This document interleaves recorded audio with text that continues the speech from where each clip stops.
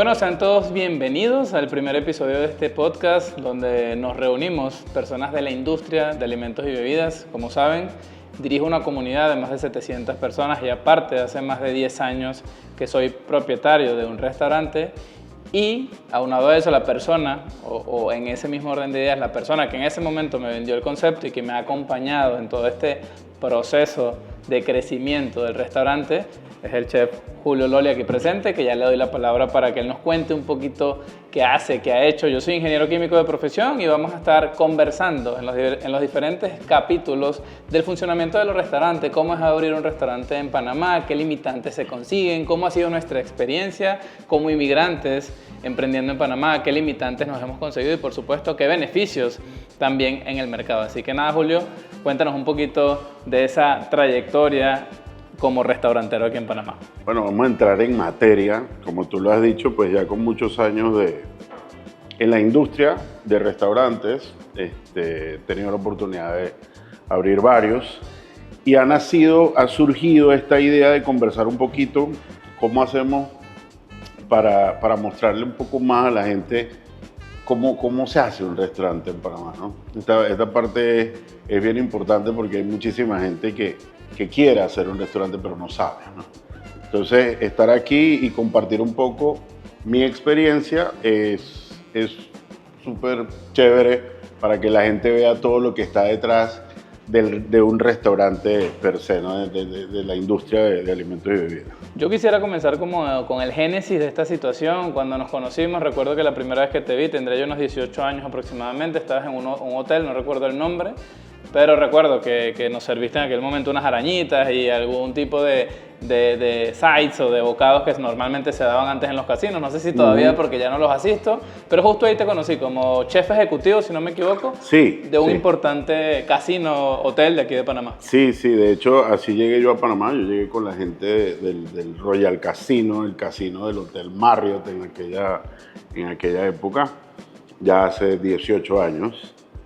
Y fue ahí donde entré a la industria de la gastronomía en Panamá. Ya yo venía de Estados Unidos, venía de hacer una carrera allá pues en todo esto. Estuve por restaurantes, trabajé en hoteles, pero empecé a emprender acá en Panamá. Realmente fue donde inicié mis primeros proyectos como independiente y siempre de la mano de mi trabajo, ¿no? Eso fue algo... Sí, justamente algo que me sorprende y que me gustaría que nos contara fue un poquito de ese paso de chef ejecutivo a emprendedor o empresario de la industria gastronómica. ¿Cómo ha sido esa experiencia y por qué tomaste esa decisión? Y cuéntanos un poco luego que saliste de allí. Sé que estuviste en restaurantes grandes de aquí también como La Cocina del Canal de Panamá, en una temporada de tu vida también. Así que cuéntanos un poquito de tu historia, cómo fue esos primeros pasos de decir, ya soy chef ejecutivo o master chef de un importante restaurante, pero aparte emprende en la industria también. Sí, yo creo que sin duda, como todos, cuando nos preparamos en esta profesión, yo creo que el sueño de todo cocinero es llegar a ser dueño de su propio restaurante, ¿no? Cuando llego a Panamá, como te digo, hace 18 años, pues entro en la industria, empiezo a conocer, el país estaba en su apogeo, estaba creciendo mucho Panamá, sonaba mucho Panamá afuera, y fue donde yo decidí por primera vez emprender, que es cuando yo digo voy a buscar algo pequeño, como todo emprendedor primerizo, digo bueno, voy a buscar algo pequeño. Me compré un remolque, un food truck muy pequeño, me fui a un autolavado en un estacionamiento y ahí coloqué mi primer food truck. Ese proyecto se llamaba The Chicken Wings Factory, en una época donde las alitas de pollo aquí eran un boom, y pude sacar adelante ese proyecto por 2 años, 3 años, si mal no recuerdo, ¿no? Y lo llevaba en paralelo, ¿no? Siempre en mi trabajo, y tenía gente que trabajaba conmigo allí. Y ahí fue donde me fui metiendo en esta industria desde el plano emprendedor. Ya después de ahí se presentó la oportunidad de hacer Rips, que es la marca que tú tienes ahora, ¿no? Esa la creamos también desde un food truck. Y ya de ahí pues empecé el proyecto de Lima 507, empieza Lima 507 en Panamá, después se convierte en Sanguchería Lima 507, después nos venimos al West y entonces hacemos Lima 507 del West. Y ya de eso han pasado pues muchos años, ¿no? Ya de eso aquí en Lima nos vamos tenemos 9 años en el área del West y lo que arrancamos en Panamá, o sea, este es un proyecto que tiene como 13 años por allá, más o menos, ¿no? El proyecto de Lima West. Ok, en base a esto que me comentas, ¿cómo haces para que un concepto, que justamente acabamos de hacer un rebranding por toda la marca, ¿cómo haces para que un concepto se mantenga vigente por casi 15 años? ¿Cuáles son esos primeros pasos que debe dar un chef o cualquier persona de la industria cuando decide iniciar un negocio gastronómico, cuando decide iniciar un negocio gastronómico de cualquier tipo? No, yo creo que definitivamente tienes que caminar la calle, tienes que conversar con la gente, tienes que entender también el gusto de tu público, ¿no? Y es algo en lo que yo siempre he hecho énfasis porque yo hago comida peruana, pero hago comida peruana para los panameños.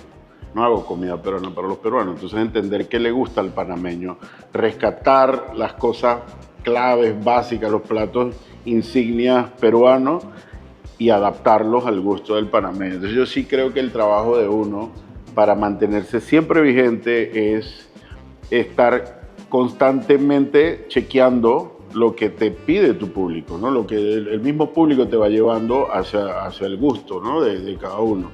Y pues ahí sí entra la experiencia que uno puede tener, cómo haces tú para crear un plato que cause impacto y que le guste a la gente, y que para la baja se convierta en algo rentable.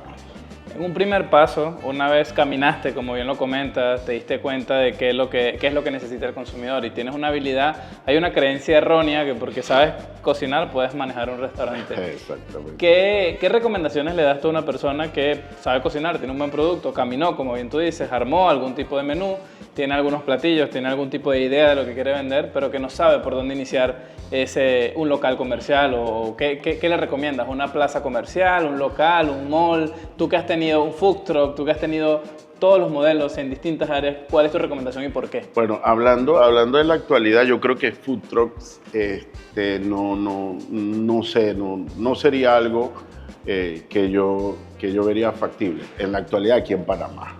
Por alguna razón, de repente hay mucho, la competencia es fuerte.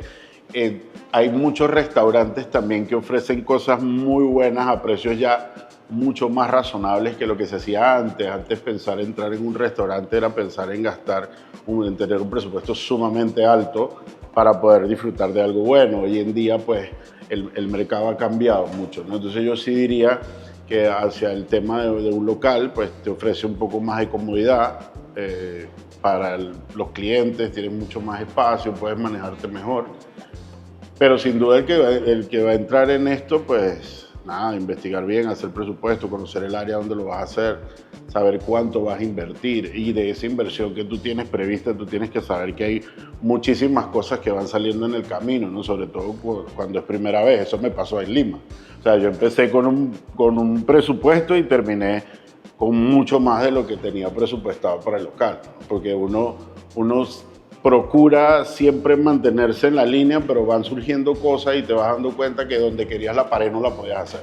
Entonces tenías que hacerla en otro lado. Entonces tenías que cambiar el piso. Ya el piso no podía ser como tú lo querías, sino de otra. Entonces todo eso, siempre que se hace un negocio, pues todo eso hay que evaluarlo, ¿no? Entonces por eso digo, bien sea la inversión que vayan a hacer en esta industria, bien sea en food truck, en local, en lo que sea, pues hay que verlo bien el tema de números, ¿no? Esa parte es bien importante. Entonces, recapitulando un poco, hacer un pequeño estudio de mercado, como bien tú lo comentaste, caminar, hacer por supuesto pruebas del producto, costeo, claro, cuánto pesa, ver si es rentable, cuál margen tiene, ver cómo está el mercado respecto a esos platillos que tengo, y justamente cuando eliges un local comercial, tú te vas más por una plaza comercial, entiendo, sobre todo por la libertad que te da el momento de hacer cosas. Posiblemente sí, digo, basado en mi experiencia, prefiero 1000 veces un local comercial en una plaza, no en centro comercial. O sea, considero que el centro comercial, siempre lo he dicho, el centro comercial es un negocio de oportunidad, impulso, de que estás ahí y comes, ¿no? Nadie le dice a la familia, vístanse que vamos a comer al mall. Por lo general tú dices, vamos al mall a comprar, vamos a hacer esto, y después que estás en el mall dices, bueno, vamos a comer ahí, ¿no? Y obviamente hay otro público, se genera muchísimo también, hay un mayor volumen, todo, porque obviamente ahí está el masivo de la gente, ¿no? Sobre todo en las temporadas de diciembre, de colegio, de esto, pues los malls están repletos. Entonces ya nosotros los restaurantes sí nos vemos afectados porque todo el mundo va al mall a comprar las cosas. Entonces ya por ahí mismo deciden comer. Okay.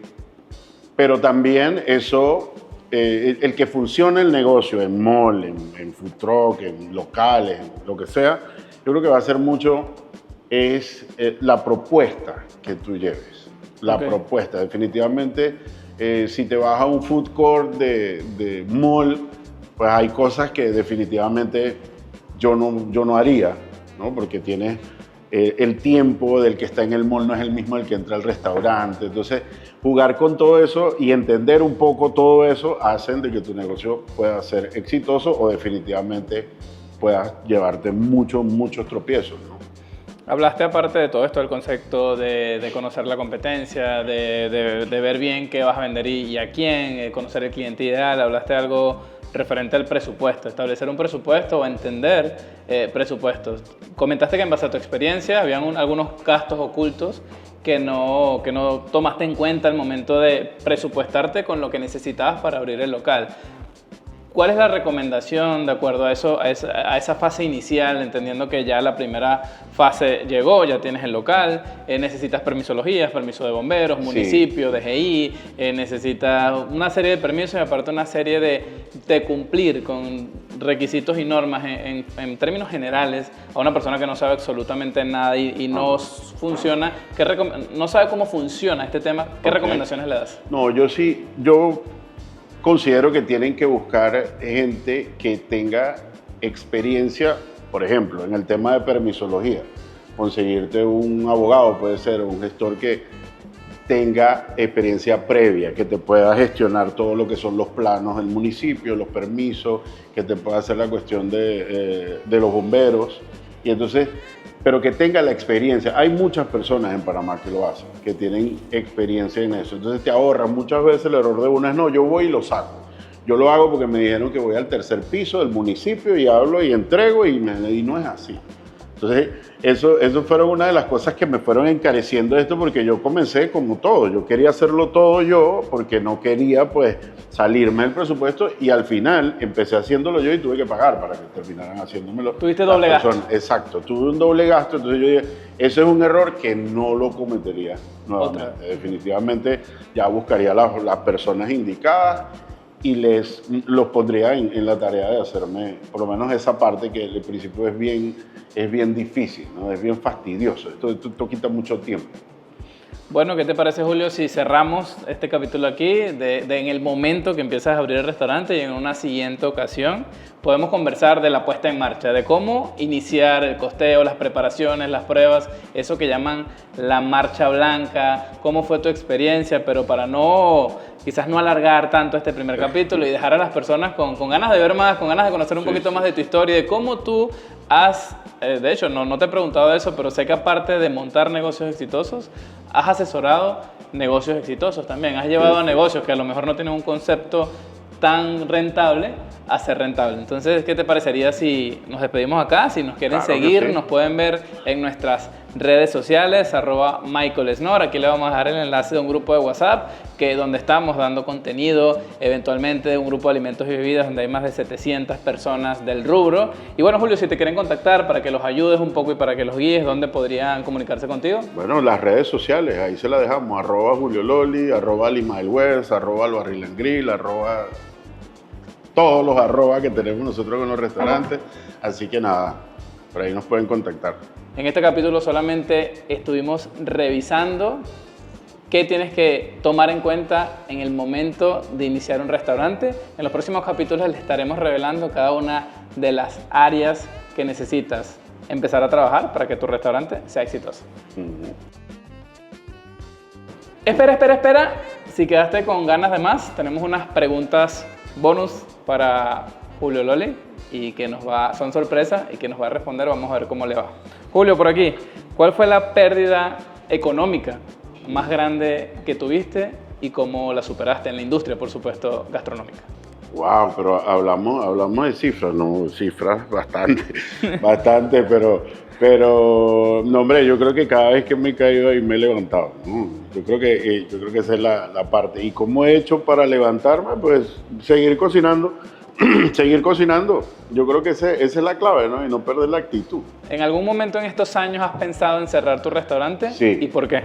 Sí lo he pensado. Sí lo he pensado porque definitivamente es bien desgastante. Pero tú sabes que esto es como la dopamina de uno, ¿no? Tú cuando dices, ya me voy a salir, de pronto aparece algo chévere, un proyecto, algo que tienes que hacer, una asesoría, algo, cambiar menú, ves 2, 3 cosas que quieres hacer y vuelves y te enganchas. Entonces, no.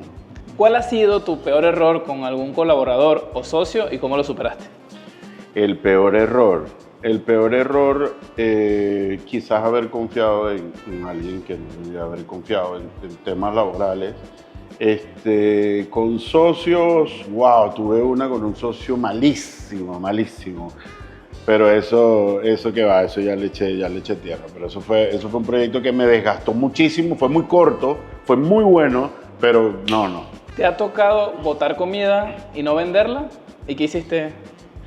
Bueno, ahí sí te voy a decir que no me ha tocado eso porque yo siempre he procurado trabajar con mis productos son frescos, entonces creo que eso ha hecho que por ese lado no tenga problema, pero como no, sí, a veces uno queda con toda su producción lista y triste y abandonado porque no pasó lo que tú querías que pasara. Y bien congelada. Y bien congelada, entonces, pero eso es parte de esto, ¿no? Del aprendizaje. Hipotéticamente, si el día de mañana perdieras tus locales comerciales y te tocara iniciar de nuevo, ¿qué harías? ¿Qué haría? Yo creo que seguiría en el mundo de la gastronomía, pero desde un punto de vista diferente. Creo que lo que yo he podido hacer en todos estos años es acumular un conocimiento que definitivamente es el capital más grande que yo puedo tener. Creo que lo explotaría de otra manera. Me gusta mucho compartir conocimientos, me gusta mucho guiar a las personas en sus proyectos. Esa parte yo creo que me iría hacia ese lado, ¿no? Pero no me veo de mecánico o de cualquier otra cosa porque no tengo habilidades para eso, ¿no? Definitivamente seguiría en el mundo de la gastronomía. Y estas fueron las preguntas rápidas que casi nadie haría con Julio Loli.